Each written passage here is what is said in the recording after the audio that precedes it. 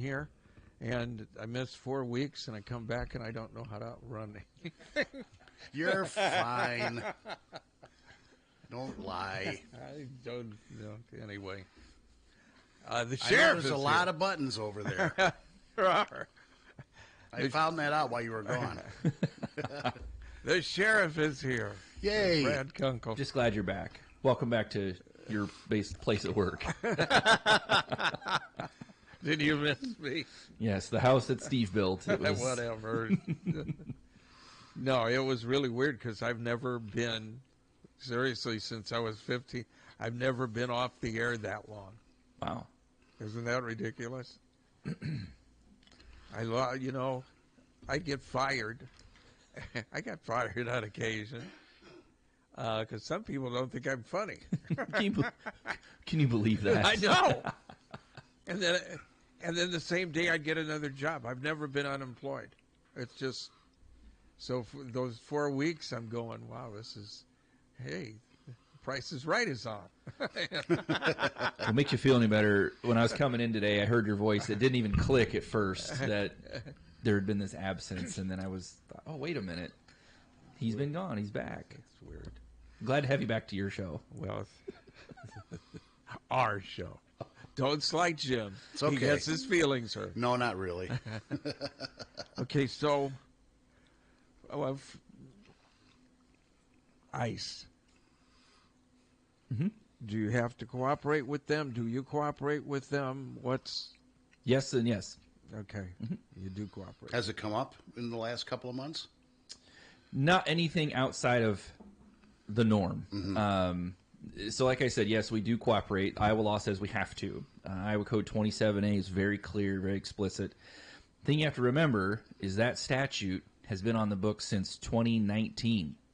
So it's nothing new. This is nothing new. The only thing new is what you're hearing is the sound at the national level. How it has been playing out locally has been nothing new. In the last few weeks, we've had a handful of people who've had ICE detainers placed on them. That has been nothing new. And they're for charges for like domestics and theft or something like that. ICE, they'll put their detainer on the person. We have the appropriate paperwork. We hold that person in compliance with that detainer. And you have to remember, they also have those pending local charges too. And then eventually they get transferred into ICE custody. There's nothing new. So does the local come before they get transferred? Do they have to settle that? Or? So that's where it's interesting. Not always. And I can't speak to how it works beyond that. But no, sometimes they can take them into their custody while those local charges are still pending. And then the locals are dropped, I would assume, eventually. Yeah, they can be dropped, or maybe that'd be a better question for the county attorney, I suppose. What happens if those charges are still pending? But no, the big thing to understand and remember is again, this is nothing new. What we're doing, the practice everybody is doing is absolutely nothing new. This is business as usual. Has been for a long time. We haven't seen any increase in anything. See, and that's while I was away, I'm getting these messages. Mm-hmm. ICE is ridiculous amount of messages that ICE is here, there, and everywhere else. First of all, we can't announce where they are, right? Where they're going. That's against the FCC or whoever. We were told that early. All radio stations were told that early on. But the amount of ICE interactions in this community with the messages I'm getting, it's social media. You just can't go by it. Absolutely not. All the posts and social media's become a giant rumor mill, and that's, from what I've seen, that is all it has been. Is nothing but unsubstantiated rumors, and it keeps people really scared. Well, then I'd see ICE on every block if I went by. That's exactly right. By that. I really think if all these posts that were going around, find me one that had a credible picture associated with it. And that's where I really struggle with all the sightings of it. Is, I mean, we're in a society where everybody has their phone in their hand. Everybody takes a picture or video of everything. And you mean to tell me when every time somebody said that ICE was at pick your business, pick your residence, nobody had a picture or video? I really, Well, and I'm not buying it. right now, the Biden administration is far ahead of where Trump is now with ICE. So we didn't get those sightings before, but yeah, no pictures or anything. But, That's where I really Yeah. everything else in this world, even half the calls we get or anymore. you get pictures, but you understand. I got a couple pictures, but I could tell. Well, this isn't here. Right. Or that's like a Department of Corrections vehicle. Yeah. Yeah, it's pick your other law enforcement agency. So I have seen no confirmed rumors or pictures or anything like that. I'm not buying it. And like I said, what really bothers me about it is it really keeps a lot of people really scared, and that's really sad. Well, it's ridiculous too when you go on social media, and Facebook's becoming like Twitter. Sure, fear mongering one way or the other. Just Yeah. pick your topic. Yeah. And then you don't know whether you're talking to a real person Sure. or a bot, and I am assuming a lot of them are bots. Yeah, so you just can't go by anything No, you see on there.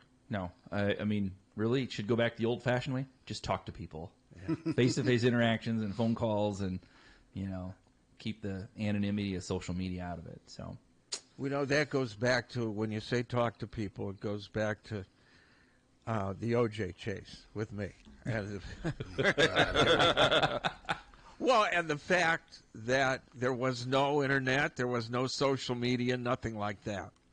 It was a Friday night. It was 9:30 Central, and the chase was on, and 95 million people went to ABC through people calling each other on the phone. right. Yeah. So, that to me says, social media, yeah, it can motivate, but maybe you should talk to people, and actually know what you're saying. Yeah, social media is just, I have dumped out of everything but Facebook because even Blue Sky, which is supposed to be so wonderful, and I just dumped out of everything. I would just post. I got a cat. I'll post pictures of the cat. That's kind of how it is in my world. The occasional, fun memory with my family, that kind of thing. Maybe posting something for a good cause, but beyond that, it gets Picture of Jim coming down my stairs with cat litter in a bag.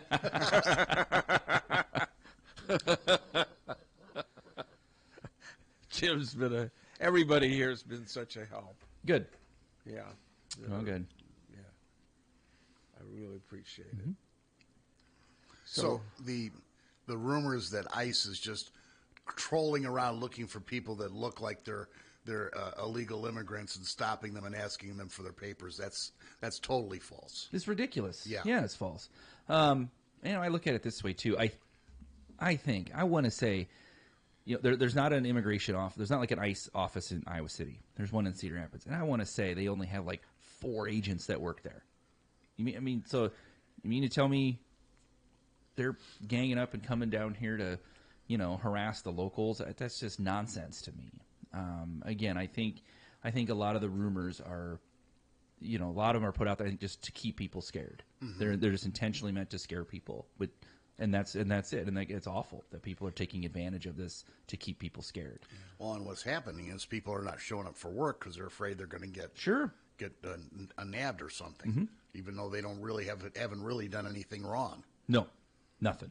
No, and there's national stories where they are, zeroing in, and in some cases they're even zeroing in on Native Americans. Yeah, but it's not happening here. no, So nope. yeah, good to clear that up. What Glad you else brought is it. going? What else is in your world? Well, the county's wrapping up the budget season. I think the hearing for the tax levy is 26. it the 26th? A couple weeks. The county, by code, there's different statutory guidelines for when they have to, like the tax hearing and when they have to have it certified. So it's a long process. We're wrapping up. It's been a pretty lean budget year for everybody. So I would imagine. You saw a lot of, I would say, very conservative proposals this year, including ours. We actually, when we go through all the lines in our budget, there were some places where we've had increases in the past and we didn't need it anymore, so we made some reductions and then increases on places like, cost of ammunition goes up, for example, and we have to have thousands of rounds for training. We make increases where we have to, reductions. So actually the budget we proposed this year was a zero increase across the lines. And then we asked for one new civilian position. We haven't added a non-sworn or a non-deputy, like a clerical type administrative position in like 20 years. So we want to add an administrative assistant position. So that was in our decision package. And then we actually the line we use for our inmate housing for as long as I can remember has had an annual set budget of $960,000. And so that's been a static amount because, we never know year over year how much we're going to spend in shipping people out of county. A few years ago, we spent as much as, I want to like $700,000. The last 3 years, we've only spent about a third of it. So knowing that the county budget this year's tight, I was okay with taking the amount to cover that administrative position from that housing line, adjusting that amount, basically sliding that amount over, and then we actually reduced that total number from 960 to 800. We probably won't spend it all, but the thing we have to remember is, so we're looking to spend $3.5 million this next year fixing the brick and the roof on the building. And to do that, we're going to have to empty out chunks of the jail at a time because the housing won't be usable. So we're going to spend a lot more next year in inmate housing. So we still need to have a significant amount in there. Hope that project should start. Well, the budget money will be there after July 1. Hopefully we have it done by next spring, I think, to get at least the roof and the exterior done and limp us along for the next few years that we're in the building. Okay, and I made this, I can't remember, is it Wheelan? Yeah, okay, so and I predicted this community will always vote for the nut. And that's just he's not a pro-police, pro-law enforcement person. Is that going to screw up plans? Iowa City's been talking about combining with the county. Is that going to... I haven't met the man. I don't know. I'm hopeful that have the opportunity to chat with him sometime and see if we can make progress on this. I don't know. I can't speak to. Can't answer your question. Yeah. Okay.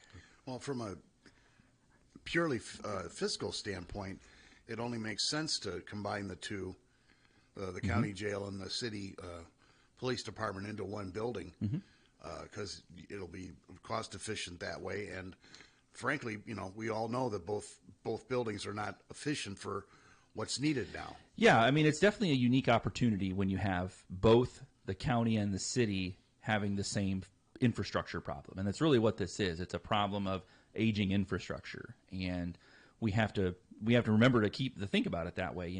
Everything else the government does, when they provide services, they have to provide the way to carry out those services. Bridges and roads and water and sewer treatment plants, but also places to pay your taxes, places to vote, places to attend meetings. Those buildings are government infrastructure, and public safety is the number one function of government at any level. You have to have the appropriate building to carry out those services. So the fact that you have the county with the sheriff's office and jail at the end of its life, and then the city police department, that entire building in the same position, to me, it really is it's the alignment at the right time. You bring them both together. You can operate out of the same building, and as elected officials, we're not coming to the taxpayer and 1 or 2 consecutive years asking for significant bond referendums when we can figure out a solution and do it as one referendum. I really think it can work. Well, see, and that's now, and again, I've never met the guy either. I just saw his postings, and he appears to be anti-law enforcement. That's what he on his postings. So, but I would hope. There's a lot of people that don't get it, and there's this lie and I've been here for 30 years, and the lie continues that all you got in the jail is hippies have been smoking dope and or kids drinking too much, and that's far from the truth. But it's this lie that continues. It is, and that is a really frustrating piece of the puzzle, is that perpetual lie and misleading efforts people make to talk when it comes to the justice system in general and the jail. Because you're right, when you look at the roster, you look every day, what's keeping people in jail long term are those things you're reporting about. There's often knives or guns, sexual violence, domestic violence, tens of thousands of dollars in loss for theft. That's what keeps the jail full long term, and that's what one of the functions of having that building is supposed to do, because when individuals are in custody, they're not continuing to perpetrate crimes either. We're protecting people when they're not out continuing to commit violence on people. This community has a lot of domestic violence incidents. Yeah. I mean, I listen to the news every day, and it's just, you would not think that this community, you look at the buildings and this college and everything, you wouldn't think that we would have that many, but we sure do. We do, but that's also kind of one of the shroud domestic violence can live behind, is the fact that just because the Iowa City community is has an educational institution, it's affluent, it's a lot of educated people, we have pretty low unemployment, but domestic violence doesn't care about any of those things. Right. Domestic violence doesn't discriminate. It doesn't affect. I mean, it knows no bounds. Socioeconomic, gender, race, religion. I mean, you name it. Domestic violence happens everywhere across every group of people. We're no different here in this community. It happens. It happens next door. It could have happened to you. That it's not something we are immune to, and look no further than the reality of the people that come in and out. And look how many we have coming in and out of the jail that are in there for third and subsequent. I know. That third doesn't always mean it is the third. Sometimes it says third or subsequent. Sometimes it's fourth. Sometimes it's fifth. There's they've been in and out of prison and they're still committing domestic violence. We can't kid ourselves to say, well, it doesn't happen here, or we got a lot of things going for us. We're kind of a beacon in a lot of ways. It's not going to happen here. That's ridiculous. It happens here, and it continues to happen. And we, in law enforcement, will do everything we can to intervene and put a stop to it. That's our job. That's what we signed up to do. The thing that kills me as far as our job, okay, so we never name a victim. But we always go by the police report. And so there is a perpetrator. And then we'll get letter, email upon email asking to take it down because the police had it all wrong, and they'll never do it again, and it just which we won't take it down. I mean, yeah, there is a victim, and I imagine your family knows that you're the victim, but you've got to expose the perpetrator. The community should know who the perpetrator is, especially when it is the second or third or fourth. And one thing I really hope is that as the stories are told, I hope the victims that are out there who aren't in a position to report, or maybe they're afraid to, I hope what they can take from that is that we will do everything we can to help them too, and maybe it will inspire them when they're safe. They can make the report too. They can come find safety with us. It's different for everybody, and it's never easy. But I hope people can see every agency across the county is committed to doing everything they can to help and support victims, and that's we've got a lot of we've got a lot of places. I know that, in some communities they don't have the resources that we do, but there is no reason for someone to stay in that situation with all the services that we do have. I know they're scared. It's not that monetary. simple. I mean, sometimes people stay for a lot of reasons, because sometimes staying is what keeps them from getting killed, because they know if they leave, they might actually follow through, and they've been threatening to kill them forever. If they leave, maybe they're afraid the guy will actually do it. So it's different for everybody. Sometimes people stay for kids or safety of their pets. I mean, they stay for a lot of reasons. You can't judge people for staying. We just have to make sure we're doing everything we can to support them in the moment. Whenever that moment is, they decide that they can seek safety, that the opportunity's right, that we're in a position to help them. I mean, that's what we have to remember and we have lots of services. Yeah. We have lots of opportunities, but that doesn't mean it's the right time for that person to seek safety. We can do it. We help them. We can make sure the door's open. Yeah, it just frustrates the heck out of me, because I can't imagine living in that kind of, having to live in that kind of world. And it is hard if you've never experienced it. I mean, Jan's flipped me off on occasion, and rightfully so. But you've never felt like you were in danger. No. Well, I mean, she's got fingernails. I mean, yeah, I understand all that. But until you've either lived in that moment or heard the words from somebody who's lived it, whether it's the one experience or a lifetime of it, you just can't understand it until it's been your own experience. And a lot of times what you see when these second, third, fourth subsequent offenses you're seeing, a lot of times this isn't the same person. It's not the same victim. I mean, sometimes it's a new one. They continue to abuse other people. But when you write up a report, that report is a sworn statement, correct? Right. Yeah. You're signing at the bottom. Your signature on the bottom. Yeah, we'll get if they have it all wrong, or they're and I mean, and I'll just explain to them when we don't take it down that, look, this is going to go to court. It's a sworn statement. If they've got it wrong and the court says they've got it wrong, you'll do a story about how it was dismissed or whatever. Yeah, that's happens about that often. No, it doesn't. Where it's very rare when we will you take a story down if the kid got drunk and peed downtown, and it's been some time, and take the thing down, or if charges are dismissed. Or charges are dismissed, but it is rare. The oldest one I got, this guy he went to school here like in, I don't know, 79 or something, I didn't even own the station then. And the station reported on him getting drunk downtown and urinating, and he would like that story taken down. This was like a year ago. I said, well, it obviously hasn't hurt you, because the guy's an attorney now. It obviously hasn't hurt. Yeah, he's doing fine, I'm sure. But if we could ever find the story, we would try to get it down.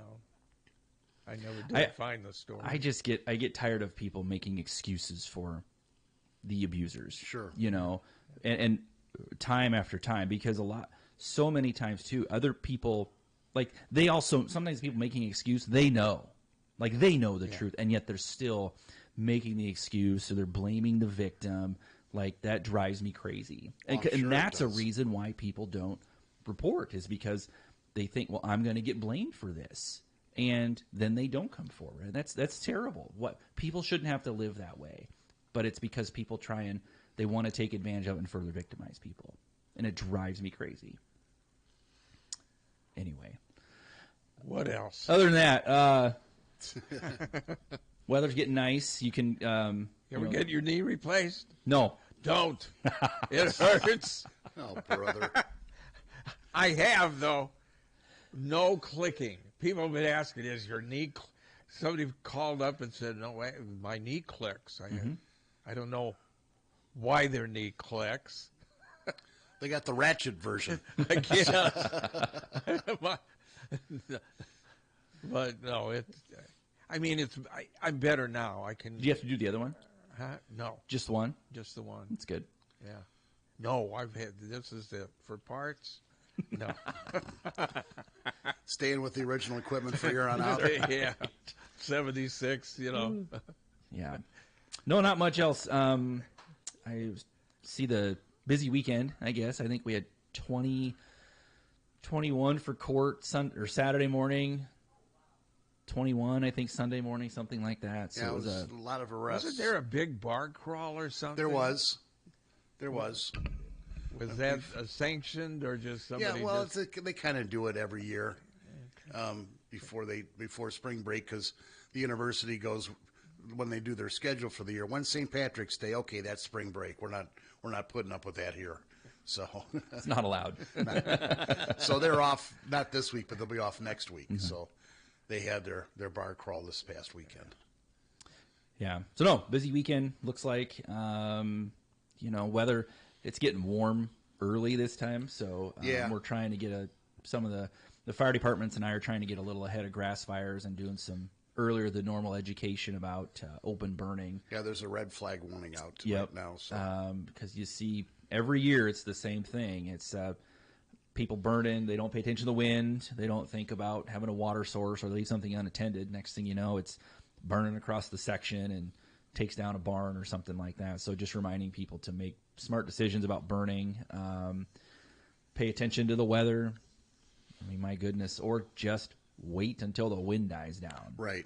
Well, the city starts controlled burns at city parks conceivably today, but they're not going to do it today, obviously. But this is the season when they start doing it. And and a lot of people do controlled burns this time, which is fine. But also, if you're going to burn, call the JEC and let the dispatch center know.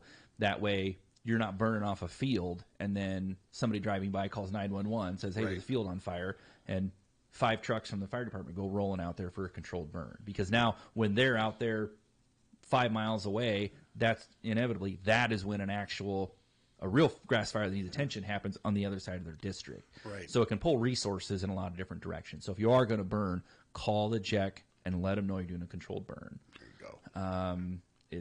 We deal with it every year, but we're trying to get a jump on it this year and get ahead of it. But my goodness, who'd have thought it was going to be 75 today or something like that? Around 70 today. This Friday, upper 70s. Yeah. But there is a chance, a lot of people, this is me being the weather alarmist. Hardy calls me the weather alarmist. It's supposed to be severe. I did hear you say that, I guess. Yep. Yeah. And that's what happened. Weather, high temperatures creates volatility in the atmosphere. Yeah. Yep. So. Might get some bad weather, but we're used to it. Well, welcome back. Well, I'm going to be off and on for a couple weeks. Okay. So, but that should get regular by the end of the month, I would think. Be the first time. Thanks for coming in. Yep. Have a good one. Thanks, guys. Mighty 1630.